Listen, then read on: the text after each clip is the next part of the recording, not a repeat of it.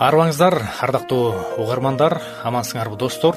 Кайрадан сиздер менен амандашып жатканыбызга кубанычтабыз. Анда эмесе ар бир үйгө, ар бир жүрөккө тынчтык каалап, уктуруубузду баштайлы.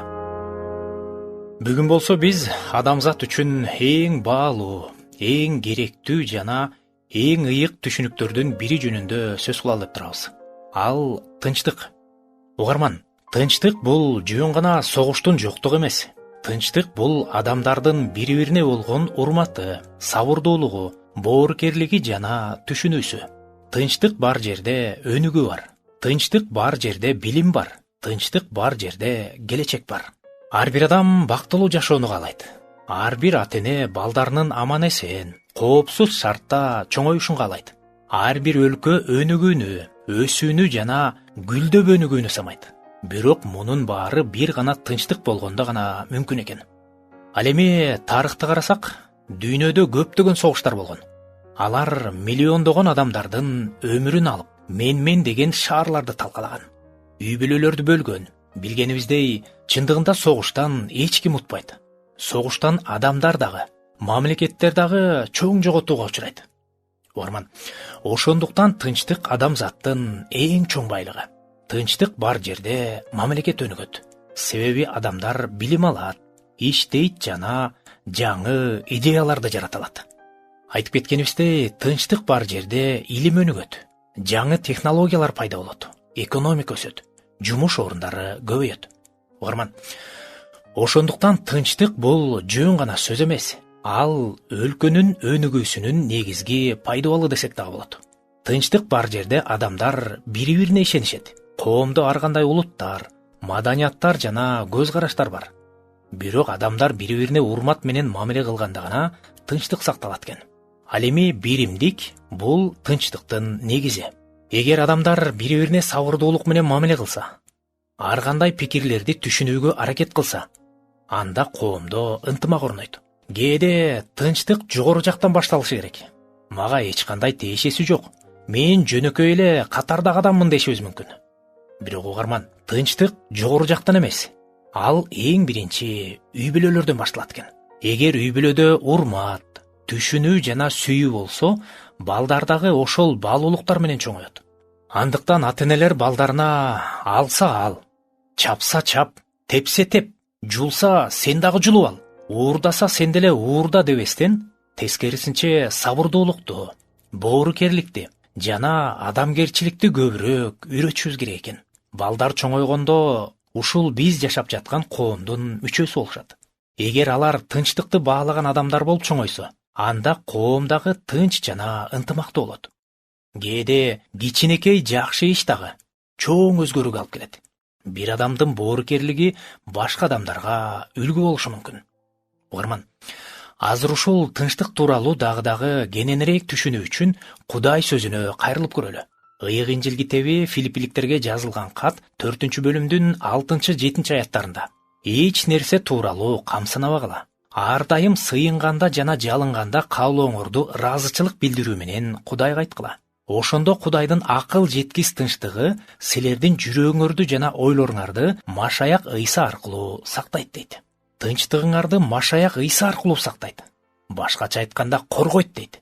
Бул сөздөрдү угарман, бир нече мүнөттөрдөн кийин толук кандуу түшүнүп каласыз деген ниеттемин. Ооба, биздин тынчтыгыбызды үйдөн сырткаркы нерселер жана ички нерселер бузат экен. Ички дегенибиз бул биздин жүрөгүбүз жана үй бүлө мүчөлөрүнө тийиштүү. Мисалга алсак, үй бүлө мүчөсүнүн биринин ден соолугу начарлаганда же ортодо келишпестик жаралганда, ар түрдүү жашоо баскычтарын басып өтүп жатканда, мисалы балдарыбыз өспүрүм куракка келгенде, же үй бүлө мүчөсүнүн биринин ачуусу чукул болушу мүмкүн, же терс мүнөзү көп учурда үй бүлөнүн тынчтыгын бузушу мүмкүн. Албетте, бул тизмекке ар кимибиз жок дегенде дагы 3-4төн мүнөздөмөнү кошсок керек.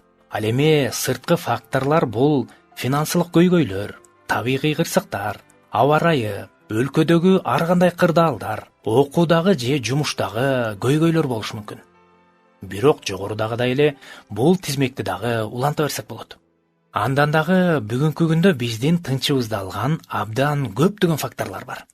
Бир жагынан алып караганда биздин заманды баардык нерсе бар. Техника өнүккөн, медицина өнүккөн, жашоо шарттар кыйла жеңилдетилген болсо дагы, абдан тынчсызданууга түрткөн заман деп атасак болчудай. Бир четинен бул ойго көпчүлүгүбүз кошулсак керек. Канткен менен биздин тынчтыгыбыз бизден көз каранды деп бир насаатчы бөлүшкөндөй, ар бир үй бүлө мүчөсү, күйөөсү, аялы, балдары баардыгы үй бүлөдөгү тынчтыкты баалай билсе жакшы болот. Кудай сөзү болгон Акыл сөздөр китебинде дагы уруш талаш кетпеген үйдөгү толо беттен, тынч жашаган үйдөгү бир сындырым каткан нан артык деп жазылган. Ыйса Теңирдин үйрөтүүсүндө дагы тынчтык түзүүчүлөр, тынчтык орнотуучулар бактылуу деп айткан. Тынчтык орнотуу көп учурда чындыгында оңойго турбайт. Күйөөсүнүн ачуусу чукул болсо, ал жакшы эс алууга барганда деле жыргап деле эс ала албайт. Андан дагы баардыгына терс таасир этет. Тынчтыкты бузуу, ачуулануу, чатакташуу, келишпестик адамдарды тынчсыздандырган начар абалга алып келет. Бул учурда медиктердин айтымында кан басым жогорулап, жүрөктүн кагышы тездейт. Кээ бир адамдардыкы тескерисинче жайлайт дагы өзүн жоготуп койгон абалга чейин алып келет экен. Бул абал абдан тез уланып турса, анда үй бүлө мүчөлөрүндө кан басымдуулуктун жогорулашы жана жүрөк кагылышынын тездиги же өз нугунда эмес ар түрдүү абалда согуп калуу оорулары пайда болот экен. Ар дайым тынчтыкты бузган үй бүлө мүчөсү, ал күйөөсү болобу же аялы болобу, же балдарынын бири болобу, бүтүндөй үй бүлөгө зыян алып келет. Ыйык Инжил китебинин Матай жазган жакшы кабарынын 5-бөлүмүндө: эгер оң көзүң сени күнөөгө түртсө, аны оюп алып ыргытып жибер. 12 мүчөң бүт бойдон оттуу көлгө түшкөндөн көрө, мүчөлөрүңдүн биринен гана ажыраганың жакшы. Эгерде оң колуң сени күнөөгө түртсө, аны кесе чаап ыргытып жибер. 12 мүчөң бүт бойдон оттуу көлгө түшкөндөн көрө, мүчөлөрүңдүн биринен гана ажыраганың жакшы деп айткан. Албетте угарман, муну сөзмө-сөз кабыл алып иш кылууга болбойт. Ыйса Теңир бизге силерди эмне күнөөгө түртүп жатса, анда аны өзүңдөн кесе чап же оюп алып ыргытып жиберген сыяктуу андан арылгыла. Экинчи ал силерге таасир этпегендей жок болсун деп айткысы келген. Аллегориялык мисалдарды келтирүү менен Ыйса Теңир бизге түшүнүктүү болсун деген. Ошентип үй бүлө мүчөлөрүнүн бири ар дайым тынчтыкты түзүүчү эмес бузуучу болсо, анда үй бүлөдөгү тынчтыкты бузуп, абалды ууландырат. Жогоруда окуганыбыздай, эгер биздин үй баардык шарттары бар, дасторконубузда эмне кааласак ошол турса, муздаткыч толо эт болсо, бирок биздин үйдө тынчтык жок болсо, анда ал үйгө караганда жегени каткан нан болсо дагы тынчтык өкүм сүргөн үй артык болуп калат экен. Угарман, мына чыныгы баалуулук. Угармандар, биз бүгүн тынчтык тууралуу сөз кылып жатабыз. Ушул тынчтыкты дагы тереңирээк түшүнүү үчүн жашоодогу бир мисалды айта кетейин. Бир ирет кайненеси менен келини адатынча уруш башташат. Алар ар дайым майда чүйдө нерседен чыр чыгарып, тамак жээр алдында баардыгы чогулган учурда уруш башташчу. Анан ар кимиси ачууланып өз бөлмөлөрүнө кирип кетчү. Бул жолу дагы алар бир нерседе келишпей уруша башташат. Бул учурда кичинекей баласы дагы билгендей ыйлап баштачу. Мындай уруштардан чарчаган келиндин күйөөсү үндөй албай аларды карап катып калчу. Анан ичинен: Теңир, бул суроону кантип чечем? Кантип бул урушту токтото алам деп Кудайга кайрылат. Анан Кудай анын көзүн руханий дүйнөнү көрүүгө бир саам качат. Ошондо ал аялы менен апасы урушуп жатканда шайтан улам бирөөнү чуркап барып, бирөөсүн көкүтүп, урушту күчөтүп, анан отуруп каткырып жыргап жатканын көргөндөй болот. Ошондо баягы жигит ордунан тура калып: токтоткула, силердин араңарда шайтан жүрөт. Силер анын чырагына май тамызып, анын каалоосун аткарып жатасыңар деп болгон окуяны аларга сүрөттөп айтып берет. Ал эми ыйык жазууда шайтанды ал уурдап, жеп, тоноп, өлтүргүсү келген, кимди жутуп жиберсем деп айланып жүргөн ач арстанга салыштырат. Дагы бир жеринде аны ушакчы, жалганчы деп мүнөздөмө берет. Анын ниети адамды жеп, жутуп, жок кылуу. Бүгүн кеп кылып жатканыбыздай, анын бирден бир максаты биздеги тынчтыкты уурдоо. Ыйык жазууда Ыйса Теңир Кудайдын сөзүн жазда себилүүчү үрөөнгө окшоштурат. Ал жерде Кудайдын сөзү адамдардын жүрөгүнө себилгенде шайтан аны уурдап кетет деп салыштырган. Демек, уурдоо, талкалоо анын табияты. Ошондуктан үй бүлөңөрдөгү тынчтыкты жогорудагы үй бүлөгө окшотуп уурдатпагыла деген чакырыкты айтаар элек. Бир фильмде 6-7 кыз абдан чоң уурулукту пландаштырышат. Алар ар бир секундту, ар бир майда чүйдө нерсени пландаштырышат. Алар бардыгы бир ой, бир максат менен эң кымбат жасалганы уурдамакчы болушат. Көп конок келчү тойду тушташып, баары алдын ала ал жерге жумушка орношушат. Бири камерада отурса, экинчиси менеджер болуп, үчүнчүсү тамакташып, төртүнчүсү жууп тазалагыч болуп, акыры эч кимге көрүнбөй, бир дагы камерага түшпөй, ал жасалганы уурдап чыгып кетишет. Ошондо алар эч кимге байкалбай уурдап чыгып кеткендерине сүйүнүшүп, майрамдап чогулушат. Бирок алардын башын бириктирип, бул планды түзгөн 2 жетекчи кыз бар эле. Алар кыздар чогулганда бардыгын таң калтырган кабарды айтат. Көрсө кыздар бир жасалганы уурдаш үчүн көңүлдөрүн коюп, ошол иш менен алек болуп жатканда, тиги 2 жетектеген кыздар ошол эле жасалганы көздөбөй, ал жактагы музейде көргөзмөгө коюла турчу ондой кымбат жасалганы кошо уурдап чыгышкан экен. Ошентип алар ар бири чоң суммадан бөлүшүп алып, ар кимиси ар кайсы тарапка тарап кетишкендиктери сүрөттөлөт. Так эле ушул фильмдегидей, шайтандагы биздин жан дүйнөбүздөгү гана тынчтыкты эмес, ал андан аркысына да аракет кылат. Андан аркысы бул биздин үй бүлөбүз. Биз иштеген, окуган, биз жашаган жердеги тынчтыкты уурдайт. Анын планы биз ойлогондон да чоңураак. Ал үйдөгү тынчтыкты уурдаганга, ортодогу сүйүүнү, жалынды, эң сонун убакытты, биримдикти кошо уурдап кетет. Элибизде айтылып жүргөндөй, үй бүлөдөгү тынчтык кеткенде үйдөн ырыскы качат. Демек, үйдөн тынчтыкты шайтан уурдап, бизге баалуу болгон дагы далай сапаттарды, мамилелерди уурдап кететкен. Үйүбүздөгү же биз иштеген жердеги кандайдыр бир уруш талаш, чыр-чатак болгондон кийинки жан дүйнөңүздөгү боштукту сезип көрдүңүз беле? Так эле ошол сизди тоноп кеткендей болгон абал болот. Ууру үйгө ууруга киргенде чаңын асманга сапырып, бардык баалуу нерселерди алып, ал эми үйдү адам тааныгыс кылып кеткендей. Биздин жан дүйнөбүздө дагы так ушундай абал пайда болот. Ал эми иштеген жериңизди ала турган болсок, эгер ал жерде тынчтык жок болсо, кандай гана иш аткарбаңыз, анын өндүрүмдүүлүгү азаят. Сизде мурункудай жалындаган каалоо жоголуп, жөндөмүңүздү толук колдоно албай, эптеп күн өткөрмөй башталат. Ошентип акыры шайтан өзүнүн максатына жетет. Бир ирет мен автобуста бара жатып телефонумду уурдатып жибердим. Үйгө келгенде абдан кыжаалат болуп кыйналдым. Өзгөчө анын ичиндеги балдарымдын кичинекей чактагы кайталангыс сүрөттөрү, жана башка биз кийин эстей турган видеолордун жок болуп кеткенине өкүндүм. Кайгыга баттым. Угарман, мындай абал сизге дагы тааныш болсо керек деп ойлойм. Сиздин бир нерсеңизди уурдап кеткенде же тоноп кетишкенде абдан начар сезимде болгон чыгаарсыз. Шайтандын куулугун карасаңыз, ал биздеги тынчтыкты так биздин өзүбүздү колдонуп туруп уурдап кететкен. Ал ооба, мүнөзү начар же ачуусу чукул, майда чүйдөнүн баарына кийлигише берген адамдарды дагы курал кылып колдонот. Ошол себептен жогоруда Ыйса Теңирибиздин айткан кеңешин колдонуп, кимибиздин мүнөзүбүз начар болсо, аны жөнгө салуу керек. Кимибиздин ачуубуз чукул болсо, ошол ачуубуздан арылтышын сурап Кудайга сыйынуубуз керек. Шайтан демекчи ал үй бүлөдөгү, ишиңиздеги же окууңуздагы эле тынчтыкты, ишенимди, ыраазычылыкты, жакшы маанайды, бейкутчулукту эле уурдоо менен токтоп калбайт. Анын эң негизги максаттарынын бири адамдардын жанын уурдап тозокко түшүрүү. Ооба, тозокко. Ал угарман, биз ойлогондон дагы терең нерсени көздөгөн. Ал үчүн тынчтыкты уурдоо жогорудагы фильмдегидей болуп, жөн гана чоң иштин алдындагы жабдуу. Ал адамдарга каршы согуш ачкан. Угарман, ал жараткан Кудайга каршы согуш ачкан. Бирок Ыйса Теңир аны жеңген. Аны угарман, курмандыктуу сүйүүсү менен жеңген. Өлүмдү өмүрү менен, жек көрүүнү сүйүү менен жеңген.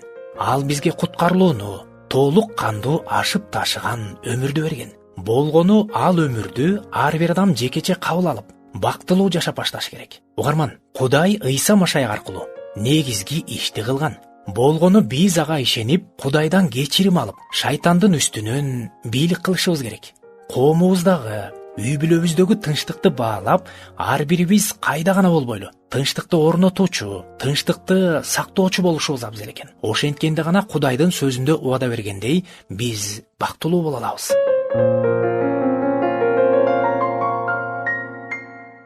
Ал эми азыр биз сөз кылып жаткан шайтан же болбосо амалкөй кантип иштээрин бир аз карап өтөлү. Амалкөй биздин ага окшошуп калышыбызды, атап айтканда Кудайдын нормаларын баркка албаган, өз кызыкчылыгын гана көздөгөн козголоңчу болушубузду каалайт.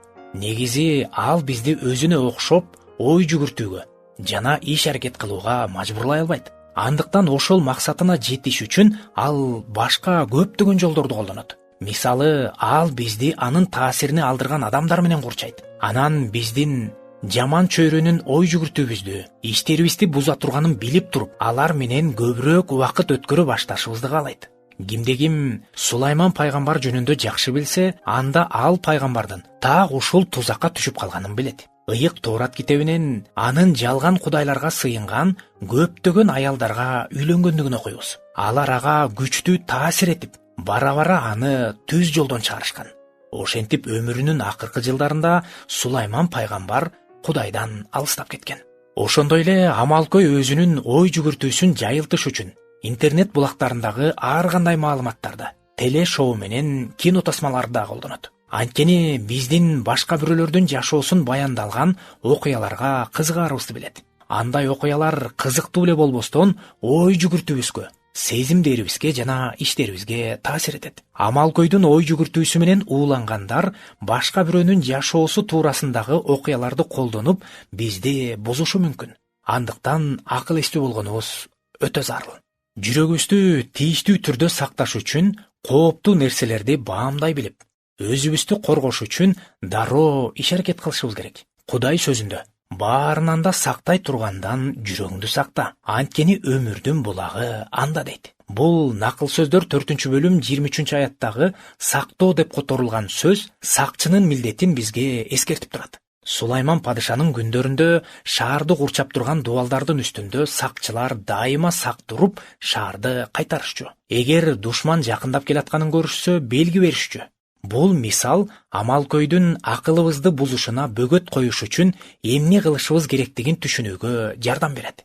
Байыркы учурдагы сакчылар ошол дарбаза кайтарып турган сакчылар менен дагы тыкыз кызматта болушкан. Алар биригип, душман жакындап келатканда баардык дарбазалардын жабылышына кам көрүшчү. Ошентип шаарды алар коргошчу. Анын сыңарындай амалкөй жүрөгүбүзгө, башкача айтканда ойлорубузга, сезимдерибизге, ниеттерибизге жана каалоолорубузга чабуул кое баштаганда, ыйык китептин негизинде тарбияланган абийирибиз жана ыйык рух сакчы катары иш кылып бизге белги берет. Абийирибиз белги бергенде, анын үнүнө кулак салып, мындайча айтканда, дарбазаларды дароо жаба салышыбыз керек. Эгер ыйык рухтун үнүнө же болбосо абийирибизге кулак салбасак, ал кирип, бүгүн биз сөз кылып жатканыбыздай, биздеги тынчтыкты жана бизге баалуу болгон нерсенин баарын уурдайт. Урматтуу угарман, туура эмес ой жүгүртүүгө же жаман иш кылууга азгырган адамдардын кысымына туруштук берүү үчүн бизден кайраттуулук талап кылынат. Бирок Кудайдын кылган аракетибизди көрөрүнө жана амалкөйдүн ой жүгүртүүсүнө каршы турушубуз үчүн акылмандык берерине эч шектенбесек болот. Жүрөгүбүздү сакташ үчүн аны жаман таасирден коргогондон тышкары ага жакшы таасир эткен нерселерге жол ачышыбыз керек. Кайрадан эле дубал менен курчалган шаарды мисал кылалы. Душман кирип келбеш үчүн дарбазачы дарбазаларды жабат. Бирок бөлөк учурларда ал дарбазаларды ачып, шаарга тамак аш жана башка керектүү нерселерди дагы киргизет. Эгер дарбазалар эч качан ачылбаса, шаарда ачарчылык башталат. Ошол сыяктуу эле Кудайдын ой жүгүртүүсү бизге таасир этиш үчүн жүрөгүбүздүн дарбазасын Кудайдын чындыктарына ачып турушубуз керек. Эгер тынчтык орнотуучу, тынчтыкты сактоочу адам болгубуз келсе, анда Кудайга келип, андан күч алып, анын биз үчүн деп калтырган сөзүнөн окуп, анын жетегинде жашайлы деп угарман. Биз бүгүнкү турубузду жыйынтыктайбыз. Кайрадан амандашкан чакты бар болуңуздар.